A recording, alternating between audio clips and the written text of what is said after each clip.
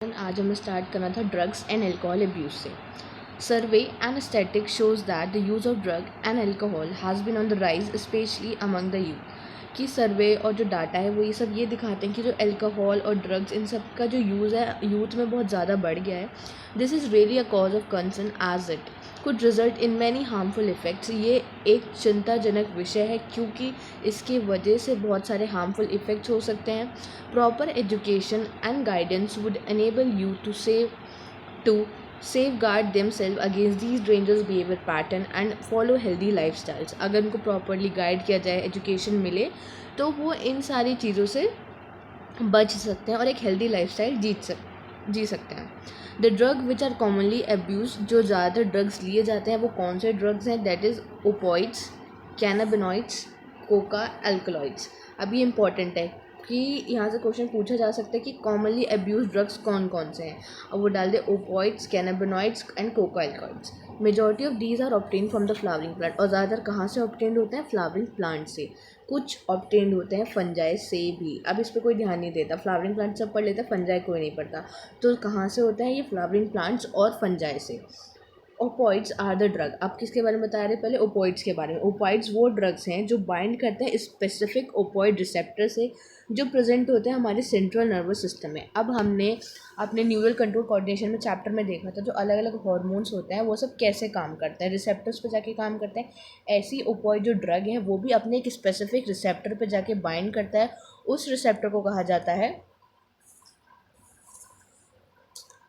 Opioid receptor. और कहाँ present है वो? हमारे सेंट्रल नर्वस सिस्टम में और गैस्ट्रो इंटेस्टाइनल ट्रैक्ट। अब ये इंपॉर्टेंट है, जो ओपॉइड है उसके रिसेप्टर कहाँ कहाँ प्रेजेंट है, तो यहाँ हम साइड में लिख सकते हैं इसके रिसेप्टर्स प्रेजेंट होते हैं हमारे सेंट्रल नर्वस सिस्टम में और हमारे जीआईटी ट्रैक्ट में।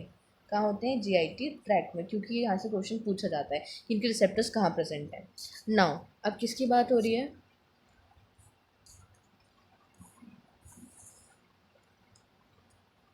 Heroine, commonly called smack. अब इसका कॉमन नेम क्या है? स्मैक। अब केमिकली है क्या, केमिकल स्ट्रक्चर क्या है इसका? That is di acetyl morphine which is a white odourless bitter crystalline compound. तो जो हीरोइन है बेसिकली कॉमनली उसको स्मैक कहा जाता है। केमिकली क्या है? जो मॉर्फिन होता है उसमें डाई एसिटाइलेशन हो गया तो बन गया केमिकली डाई एसिटाइल मॉर्फिन, जो एक वाइट कलर का ओडोरलेस, जिसमें ना कोई कोई स्मेल नहीं होती, बिटर कड़वा क्रिस्टलाइन कंपाउंड होता है। ये कैसे ऑब्टेंड होता है? यहाँ पे एसिटाइलेशन किया जाता है मॉर्फिन का, विच इज़ एक्सट्रैक्टेड। और मॉर्फिन तो हो गया, इसका एसिटाइलेशन कर दिया, लेकिन अब इसको लिया कहाँ जाता है? It is extracted from the latex of the Poppy plant. कौन से प्लांट से लिया जाता है? पॉपी प्लांट से, जिसका क्या नाम है? पेपरवर्स सोमिनिफेरम। ये सब पी वाई के सब पूछा गया है यहाँ से। Generally taken by snorting. कैसे लिया जाता है? स्नॉटिंग के थ्रू, मतलब सूंघ कर, इंजेक्शन के थ्रू। हीरोइन क्या है? एक डिप्रेसेंट है and slow down the body function. ये क्या कर देता है? इंसान की जो बॉडी फंक्शंस होते हैं उनको स्लो डाउन कर देता है। अब तो ये हमने अभी पढ़ा था कि कौन कौन से ड्रग कॉमनली अब्यूज होते हैं। कोकोइड्स, ओ sorry opioids, cannabinoids, Coca, alkaloids, ये सब। तो अब हमने ओपोइड्स पढ़ लिए। ओपोइड्स क्या है? ये एक पर्टिकुलर अपने रिसेप्टर्स पर बाइंड करते हैं, वो होता है ओपोइड रिसेप्टर। कहाँ प्रेजेंट है? हमारे सेंट्रल नर्वस सिस्टम में, जीआईटी ट्रैक्ट पे, जिसका एग्जांपल हमने पढ़ा हीरोइन, जिसको कॉमनली स्मैक कहा जाता है। केमिकल स्ट्रक्चर क्या है इसका? डायसिटाइल मॉर्फिन। कहाँ से मिलता है ये? और है क्या ये? एक वाइट कलर का ओडोरलेस सा क्रिस्टलाइन बिटर सॉलिड कंपाउंड है। कहाँ से मिलता है? इसको एसिटाइलेशन की जाती है मॉर्फिन की। ये एक्सट्रैक्ट किया जाता है latex of the Poppy plant. Poppy plant का बोटानिकल नेम है पेपरवर सोमिनिफेरम। जनरली कैसे लिया जाता है इसको? स्नॉटिंग के थ्रू, इंजेक्शंस के थ्रू। और है क्या? हीरोइन एक डिप्रेसेंट है जो बॉडी के फंक्शंस को स्लो डाउन कर देता है। Now cannabinoids. कैनाबिनॉइड्स क्या है?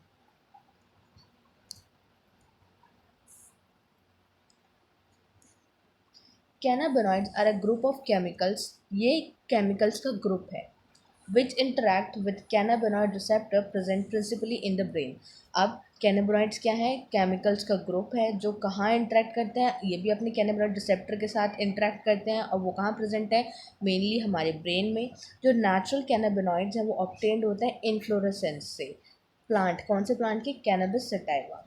कैनबिस सटाइवा के जो इन्फ्लोरेसेंस होती है वहाँ से ऑब्टेन होते हैं ये हमारे cannabinoids. The flower top, flower का ऊपर, उसकी पत्तियाँ, उसके resins of cannabis plant are use in various combination to produce marijuana. अब ये कह रहे हैं कि किसी के फ्लावर लिए ले जाते हैं, उसकी लीव्स ली जाती हैं, इन सबको यूज़ करके, इनके कॉम्बिनेशंस को यूज़ करके बहुत सारे ड्रग्स बनते हैं। क्या क्या बनते हैं? जैसे कि मारिजुआना बनता है, ये रहा, हशीश बनता है, चरस बनता है, गांजा, ये सारी चीज़ें बनती हैं। Generally taken by inhalation, inhalation के थ्रू लिया जाता है या फिर ओरल इंजेक्शन के लिया जाता है। और these are known for the effect on the cardiovascular system of the body. और ये किसके लिए जाने जाते हैं? इनका इफेक्ट कहाँ होता है? हमारे कार्डियोवेस्कुलर सिस्टम पे। जैसे वहाँ पे जो रिसेप्टर्स थे उसके थे सेंट्रल नर्वस सिस्टम और जीआईटी, ये सारी चीज़ें हमने देखा था। लेकिन अब जो कैनाबिनॉइड्स हैं इसके रिसेप्टर तो मेनली ब्रेन में प्रेजेंट है, लेकिन असर कहाँ डाल रहे हैं? ये हमारे कार्डियोवेस्कुलर सिस्टम पे। वहाँ हमने देखा था हीरोइन क्या करता था? डिप्रेशन था और हमारी बॉडी के फंक्शंस को स्लो डाउन कर रहा था। तो कैनाबिनॉइड्स क्या है? ग्रुप ऑफ केमिकल्स हैं जो इंटरेक्ट करते हैं कैनाबिनॉइड रिसेप्टर के साथ, प्रेजेंटली हमारे ब्रेन में प्रेजेंट होते हैं। नेचुरल कैनाबिनॉइड्स ऑब्टेन होते हैं इन्फ्लोरेसेंस ऑफ प्लांट्स, जैसे जो है कैनबिस सटाइवा। जो फ्लावर के टॉप्स हैं, लीव्स हैं, रेजन्स हैं कैनबिस के, उनको यूज़ किया जाता है वेरियस कॉम्बिनेशन में क्या प्रोड्यूस करने के लिए? मारिजुआना, हशीश, चरस, गांजा, ये सारी। और कैसे लिया जाता है इनको? इनहेलेशन के थ्रू, ओरल इंजेक्शन के थ्रू। और इन किसके लिए इनको जाना जाता है? क्योंकि इनका इफेक्ट होता है हमारे कार्डियोवेस्कुलर सिस्टम पे। अब ये इनके डायग्राम्स में इंपॉर्टेंट है, पूछते हैं कि केमिकल स्ट्रक्चर कैसा है, ये भी इंपॉर्टेंट है इसका, कि मॉर्फिन का केमिकल स्ट्रक्चर ये है पूरा, ये हमें देखना है क्योंकि ये पीवाई के पूछे गए हैं। दे देते हैं, पूछते हैं बताओ ये किसका केमिकल स्ट्रक्चर है, ये कौन सा प्लांट है, या बस ये दे देंगे प्लांट, पूछेंगे इससे क्या एक्सट्रैक्ट होता है, अब बताओ क्या एक्सट्रैक्ट होता है, कहाँ से एक्सट्रैक्ट होता है, ये सारी चीज़ें। नीचे इसका भी ये इंपॉर्टेंट है, ये किसका स्ट्रक्चर है? कैनाबिनॉइड का, कैनाबिनॉइड्स का। ये हमें पूरा याद, मतलब दिमाग में पिक्चर होनी चाहिए, आ जाए तो हम पहचान पाएँ कि ये कैनाबिनॉइड का है, ये मॉर्फिन का है। ये क्या है? Leaves of cannabis sativa. Now अब हम पढ़ने जा रहे हैं कोका अल्कलॉइड और कोकीन। कोकीन ऑब्टेन्ड होता है किस प्लांट से? इरेथ्रोजाइलम कोका। ये भी पीवाईक्यू में पूछा गया है यहाँ से कि ये जो कोकोइड्स हैं ये सब कहाँ से आते हैं? कोका अल्कलॉइड या फिर कोकेन, कोका अल्कलॉइड बोलो या फिर कोकेन बोलो, कहाँ से ऑब्टेन्ड होता है? कोका प्लांट से। कोका प्लांट का नाम है इरेथ्रोजाइलम कोका। ये नेटिव है, मतलब वहाँ पे ये आराम से पाया जाता है, वहाँ का लोकल है, native to South America. It interfere with the transport of the neuro. अब ये क्या करता है? ये न्यूरो जो है हमारी बॉडी में उसके ट्रांसपोर्टेशन को इंटरफेयर करता है। कौन सा neuro? Dopamine. Cocaine commonly called Coke. अब कोकीन को कॉमनली कोक भी कहा जाता है और क्रैक भी कहा जाता है। यूजुअली स्नॉटेड, इसको भी स्नॉटेड सूंघ के लिया जाता है। It has a potent stimulating action on the central nervous system. अब इसका एक्शन कहाँ पे है? हमारे सेंट्रल नर्वस सिस्टम पे। ये क्या प्रोड्यूस करता है? Sense of euphoria and increase energy. Euphoria जैसी कंडीशन प्रोड्यूस करता है, मतलब सब कुछ बहुत बढ़िया बढ़िया है, एकदम सब कुछ मज़े में ऐसा। और इंक्रीज एनर्जी, बॉडी की एनर्जी इंक्रीज हो जाती है। अगर हम एक्सेसिव डोज ले लें कोकीन की तो इससे क्या होता है? हेल्यूसिनेशन, मतलब एक हम अलग ही दुनिया में चलते हैं, हेल्यूसिनेशन भ्रम वाली दुनिया होता है ना वैसा। अदर वेल नोन प्लांट जो है हेल्यूसिनेटिक प्रॉपर्टीज़ है जिनकी वो है एट्रोपा बेलाडोना एंड द धतूरा, ये सारी चीज़ें भी हैं, तो ये हमें याद रखने हैं। ये किसके अंदर आ रहा है? कोका एल्कलॉइड्स के अंदर आ रहा है, कोकीन के अंदर एट्रोपा बेलाडोना धतूरा, ये सारी चीज़ें। These days cannabinoid are also being abuse by some sports person. अब स्पोर्ट्स पर्सन इसको क्यों अब्यूज़ कर रहा है? क्योंकि ये बॉडी की एनर्जी भी बढ़ा रहा है। अब जो यहाँ से भी पीवाई क्यू पूछा गया है, ये वाली लाइन्स जो हम पढ़ने जा रहे हैं आगे। Drug like barbiturates, amphetamines, and benzodiazepines, and other similar drugs that are normally used as a medicine to help patients cope with the mental illness like the depression and insomnia. अभी जो सी drugs है कौन कौन से? Barbiturates, एम्फेटामाइंस और benzodiazepines. इनको ये ऐसे ही सिमिलर ड्रग्स हैं जिनको यूज़ किया जाता है मेडिसिन की तरह पेशेंट्स को हेल्प करने के लिए जिनको मेंटल इलनेस होती है, जैसे कि उन्हें डिप्रेशन है या इंसोमिया, नींद ना आना, ये सारी चीज़ें। Morphine is a very effective sedative and pain killer. अब जो मॉर्फिन है, जो भी हम देख कर आए थे ऊपर कि डायसिटाइल मॉर्फिन से बन रहा था हीरोइन, तो मॉर्फिन एक बहुत ही इफेक्टिव सेडेटिव और पेन किलर है। उसको यूज़फुल है किसके लिए? पेशेंट में जो जिनकी सर्जरी होती है उन पर्सनस के लिए यूज़ किया जाता है। Several plants, fruits and the seeds have hallucinogenic properties. बहुत सारे प्लांट, फ्रूट्स और सीड्स उनके पास हेलुसिनेटिक प्रॉपर्टीज़ होती है, उनको यूज़ किया जा रहा है 100 of साल्स, बहुत कई सालों से, जैसे कि फोक मेडिसिन, मतलब पुराने समय से जो दवाइयाँ चलती आ रही है रिलीजियस चीज़ों में, रिचुअल्स में, इन सारी जगह पे। जब इनको लिया जाता है for purpose other than medicinal use, जब हम उनको मेडिसिनल यूज़ के अलावा किसी और पर्पस के लिए ले रहे हैं और इन अमाउंट फ्रिक्वेंसी जो हमारे फिजिकल, फिजियोलॉजिकल और साइकोलॉजिकल फंक्शंस को इफ़ेक्ट कर रही है, तो उसे कहा जाता है ड्रग एब्यूज़। अब यहाँ से पूछ सकते हैं व्हाट इज़ ड्रग एब्यूज़।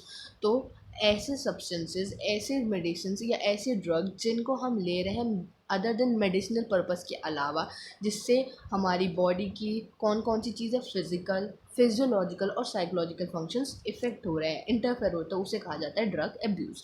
तो हमने इसमें तीनों ड्रग्स देखे, ओपोइड्स देखे, कैनाबिनॉइड्स देखे, कोका अल्कलॉइड्स देखे। अब यहाँ पे किसका कौन सा फ्लावर दिया, ये धतूरा, फ्लावरिंग ब्रांच ऑफ धतूरा।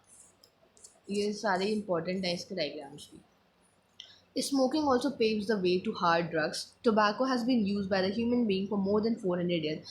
अब ये कह रहा है स्मोकिंग भी एक ऐसा ही ड्रग की तरह ही है। अब टोबैको को भी यूज़ किया जा रहा है इंसान के थ्रू 400 सालों से भी ज़्यादा। It is a smoke. अब टोबैको को स्मोक किया जाता है, च्यू किया जाता है, या फिर एज स्नफ सूंघा भी जाता है। Tobacco contain a large number of chemical substance. उसके अंदर बहुत सारे सब्सटेंस होते हैं। टोबैको के अंदर क्या क्या होता है, निकोटीन होता है, एल्कलॉइड होता है। अब जो निकोटीन है, ये यहाँ से पीवाई पूछा गया है, निकोटीन क्या करता है, और ये भी पूछा गया है टोबैको के अंदर क्या क्या आता है, निकोटीन और एल्कलॉइड। अब जो निकोटीन है वो स्टिमुलेट करता है हमारे एड्रीनल ग्लैंड को। किसको स्टिमुलेट करेगा, एड्रीनल ग्लैंड को।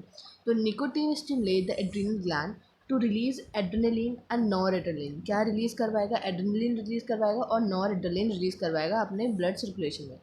दोनों ही क्या है, हमारे ब्लड प्रेशर को इंक्रीज करते हैं और हार्ट रेट को भी इंक्रीज करते हैं। Smoking is associated with the increase of incidence of cancers of the lung, urinary bladder and the throat, bronchitis, emphysema, coronary heart disease, gastric ulcer, etc. और smoking से क्या क्या होता है, ये सारी चीज़ें होती हैं। Increase incidence cancer, lung cancer उनके चांसेस बढ़ जाते हैं, यूरिनरी ब्लैडर, थ्रोट, इन सब जगह के। ब्रोंकाइटिस हो जाता है, जो हमारी ब्रोंकाई होती है उसमें इन्फ्लेमेशन हो जाता है। एम्फाइसीमा हमने पढ़ी है रेस्पिरेटरी वाले चैप्टर में। Coronary heart disease, gastric ulcer, ये सारी चीज़ें। जो टोबैको चुइंग है वो किससे एसोसिएटेड है, वहाँ पे ओरल कैविटी का कैंसर होने का खतरा ज़्यादा है। Tobacco chewing is associated with the increased risk of cancer of the oral cavity. Smoking increases the carbon monoxide CO content in the blood and reduces the concentration of hemobound oxygen. अब कहते हैं जब smoking करते हैं तो वहाँ पे carbon जो मोनोक्साइड है उसका कंटेंट ब्लड में बढ़ जाता है, जिसकी वजह से जो हमारा हीमोग्लोबिन में ऑक्सीजन बाइंड वाला हीमोग्लोबिन है उसकी कंसंट्रेशन डिक्रीज हो जाती है, वही हीम बाउंड ऑक्सीजन, जिसकी वजह से क्या होने लगती है, ऑक्सीजन डिफिशियंसी होने लगती है बॉडी में। जब अब ये कह रहे हैं when one buys a packet of cigarette one can not miss the statutory warning that is present on the packing which warns against smoking and says how it is injurious to health. कि जब भी कोई एक smoking या cigarettes का packet खरीदते हैं तो वहाँ इसमें वार्निंग लिखी रहती है कि it is injurious to health. तो किसी को वो अब क्या अवॉइड नहीं करनी चाहिए, उसको पढ़ना चाहिए और देखनी चाहिए कि वो हमारे हेल्थ के लिए कितनी हार्मफुल है। तब भी स्मोकिंग बहुत प्रिवेलेंट है सोसाइटी में, अमंग यूथ और ओल्ड सब में। हमें डेंजर्स पता है स्मोकिंग के, उसके बाद भी च्युइंग ऑफ टोबैको की हम उसके एडिक्टिव नेचर हो गए। तो youth and old need to avoid these habits. हमें इन हैबिट्स को अवॉइड करने की आवश्यकता है और कोई भी addict require counselling and medical help to get rid of the habit. जो भी कोई एडिक्शन ये सारी चीज़ें होती हैं उसके लिए काउंसलिंग लेना और मेडिकल हेल्प लेना, उनसे उनको आसानी से छुटकारा पाया जा सकता है। Adolescence and drug and alcohol abuse. अब मतलब एडोलसेंस में ये बहुत ज़्यादा है, वही हम पढ़ने वाले हैं। Adolescence means both a period and the process during which a child become mature in terms of his or attitude and belief for the effective participation in the society. अब ये यहाँ से क्वेश्चन पूछ सकते हैं व्हाट इज एडोलसेंस। अब इन्होंने बताया कि एडोलसेंस दोनों ही चीज़ें, एक पीरियड भी है और एक प्रोसेस भी है, जहाँ पे एक बच्चा मैच्योर होता है अपने ही टर्म्स में, अपने ही एटीट्यूड में, उसके अपने ही बिलीव्स बनते हैं और एक एक्टिवली पार्टिसिपेट करता है वो सोसाइटी में अपने थॉट्स और अपने बिलीव्स के अकॉर्डिंग कि हाँ ये ऐसा है, ये मेरा मानना ऐसा है।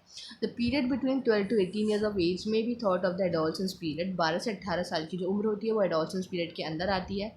इन अदर वर्ड, दूसरे शब्दों में बात की जाए तो एडोलसेंस एक ब्रिज है जो लिंक करता है चाइल्डहुड और अडल्टहुड को। Adolescence is accompanied by several biological behaviour changes. Adolescence में बहुत सारे बायोलॉजिकल और बिहेवियर चेंजेस होते हैं। एडोलसेंस दस is very vulnerable phase of the mental and psychological development of an individual.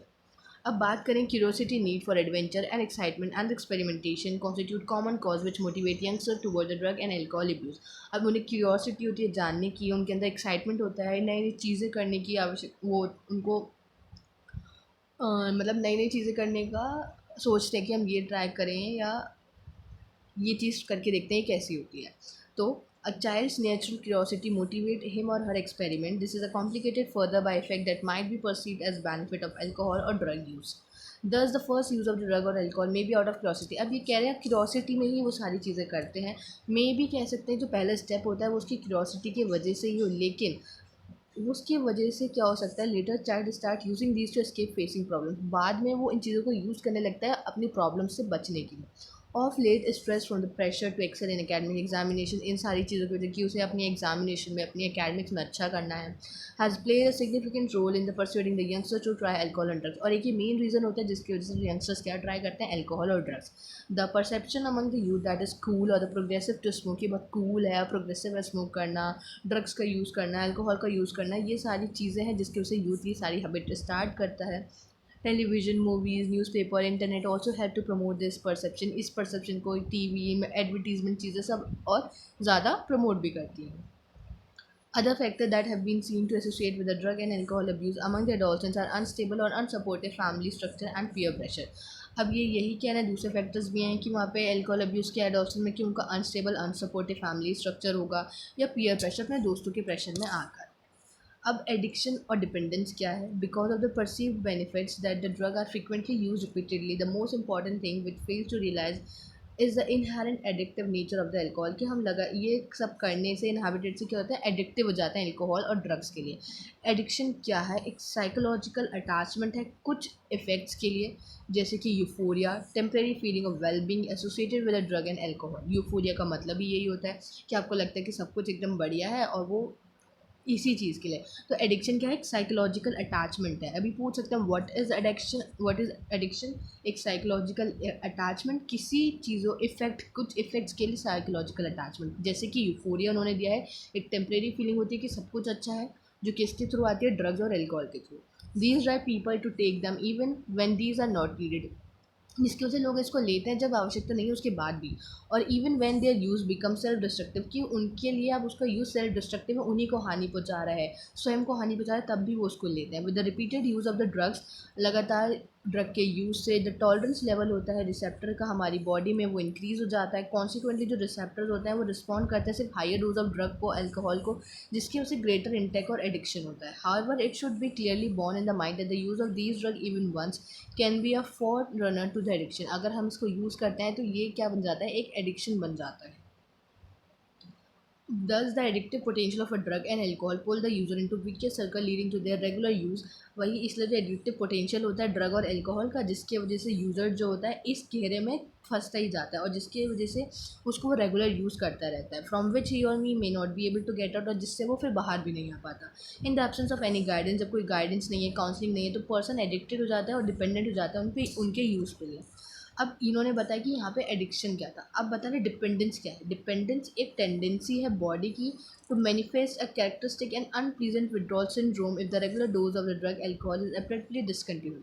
मतलब ये कह रहे हैं कि अगर आप किसी इंसान को आदत है कि नहीं भाई उसे रोज़ ही ड्रिंक करना है, अब मुझे अगर उस टाइम पे उस पीरियड में वो ना करे तो उसकी बॉडी कुछ सिम्टम्स दिखाएगी, विड्रॉल सिम्टम्स दिखाएगी कि उसे वो चीज़ नहीं मिल रही है, उसको वो चाहिए। तो ये क्या होगा, उसकी डिपेंडेंस की, वो उस चीज़ पर डिपेंड कर चुका है, अब उसको वो चाहिए। और जो सिम्टम्स अब बॉडी दिखा रही है दैट इज़ विड्रॉल सिम्टम्स, कि अगर रेगुलर डोज ऑफ ड्रग और एल्कोहल को अगर दी ना जाए, वो डिसकंटिन्यू हो जाए।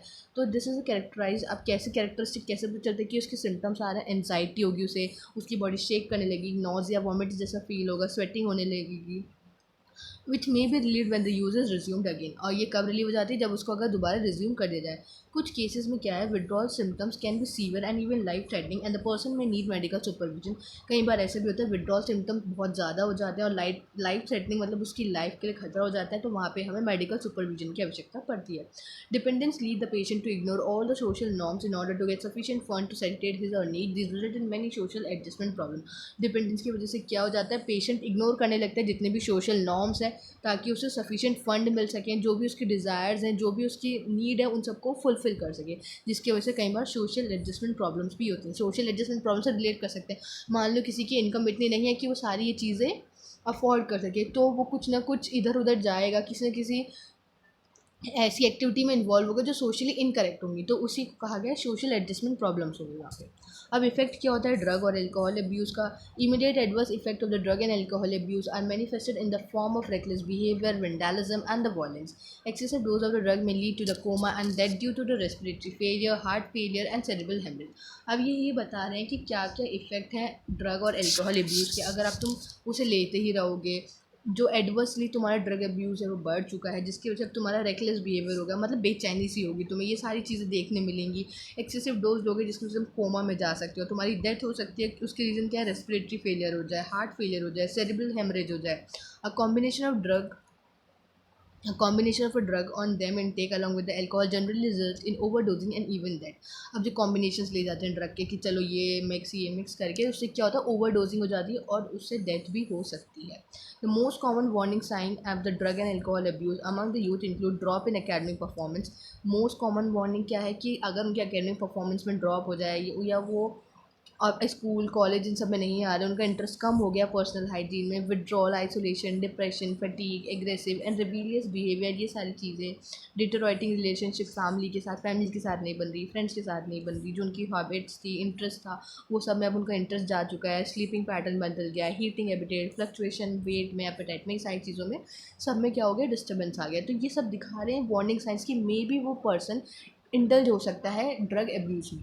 There may be even some far-reaching implication of the drug and alcohol abuse. If an abuser is unable to get money to buy the drug alcohol, he may turn into stealing.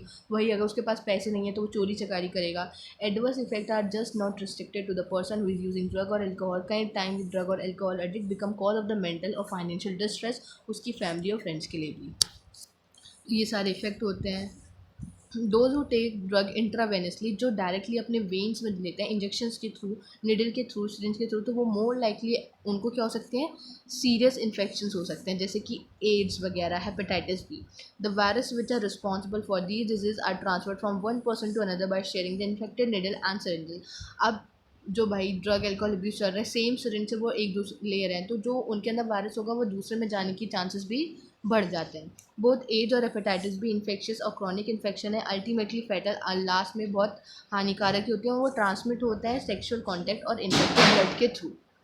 The use of the alcohol during adolescence may also have long-term effect. It could lead to a heavy drinking in adulthood. अगर आप adolescence से करते आ रहे हैं तो जब adulthood में पहुँचेंगे तो बहुत एक heavy drunker बन जाएंगे। जो chronic use है ड्रग और अल्कोहल का, आपके नर्वस सिस्टम को डैमेज करेगा, लिवर को डैमेज करता है, तो उस कंडीशन को बोलते हैं cirrhosis. The use of the drug and alcohol during pregnancy is known to adversely affect the fetus. अगर प्रेगनेंसी के टाइम पे करेंगे तो आपकी फीटस को इफेक्ट करेगा।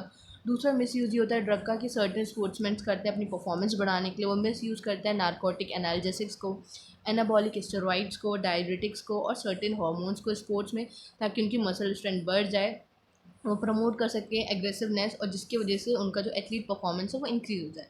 तो क्या क्या यूज़ करते हैं अभी हमने वहाँ पे देखा था, तो मेडिसिन वाले देखे थे बारबिट्यूट्स वगैरह, और यहाँ पे क्या है, नार्कोटिक एनाल्जेसिक्स हैं, एनाबॉलिक स्टेरॉइड्स हैं और डायबिटिक्स हैं।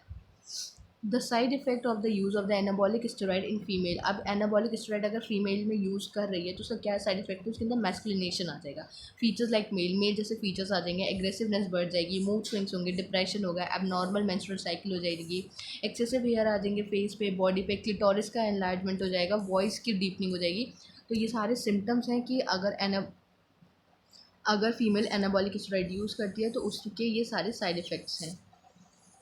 अब मेल की बात करें तो वहाँ पे एक्ने आ जाएंगे, एग्रेसिवनेस बढ़ जाएगी, मूड स्विंग्स बढ़ जाएंगे, डिप्रेशन होगा, रिडक्शन साइज ऑफ टेस्टिकल्स का साइज रिड्यूस हो जाएगा, स्पर्म प्रोडक्शन डिक्रीज हो जाएगा, kidney liver dysfunction, breast enlargement, premature baldness, enlargement of the prostate gland, ये सारे साइड इफेक्ट्स हैं। दिस इफेक्ट में भी permanent with prolong use, permanent भी हो सकते हैं अगर आप लगातार इन चीज़ों का इस्तेमाल कर रहे हैं। एडोल्सेंट में मेल और female severe facial and body acne, premature closure of the growth centre of the long bones में रिजल्ट इन स्टंटेड ग्रोथ। अगर वो ये सब भी करते हैं तो कई बार वो शॉर्ट हाइटेड भी रह जाते हैं, क्योंकि जो उनकी ग्रोथ होनी होती है वो ग्रोथ रिटार्ड हो जाती है।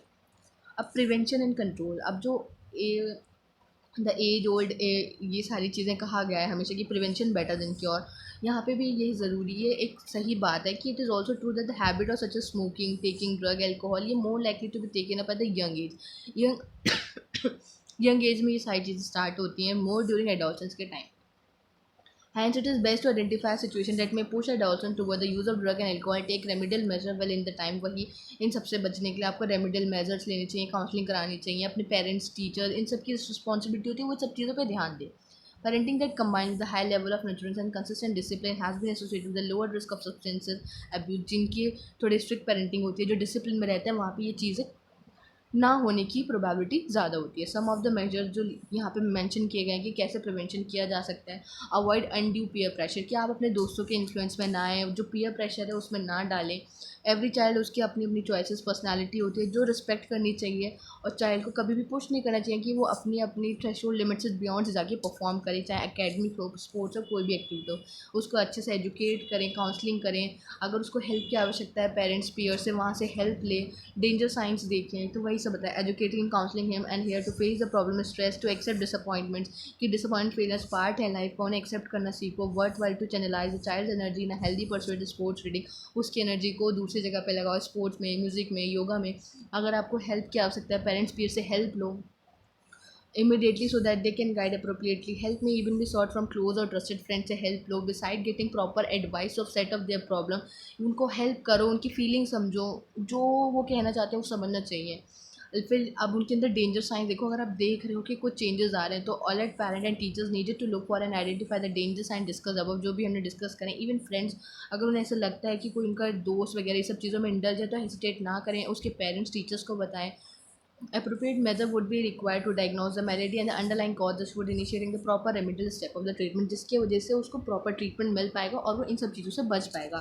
आप अगर आप इन सब चीज़ों से भी काम नहीं करते तो आप प्रोफेशनल और मेडिकल हेल्प के पास भी जा सकते हैं, जैसे जो NGOs होते हैं, साइकेट्रिस्ट होते हैं। A lot of help is available in the form of highly qualified psychologist, psychiatrist and de addiction और रिहेबिलिटेशन प्रोग्राम्स होते हैं जो इंडिविजुअल्स के लिए बने हैं ताकि वो इन सब चीज़ों से बाहर आ सकें।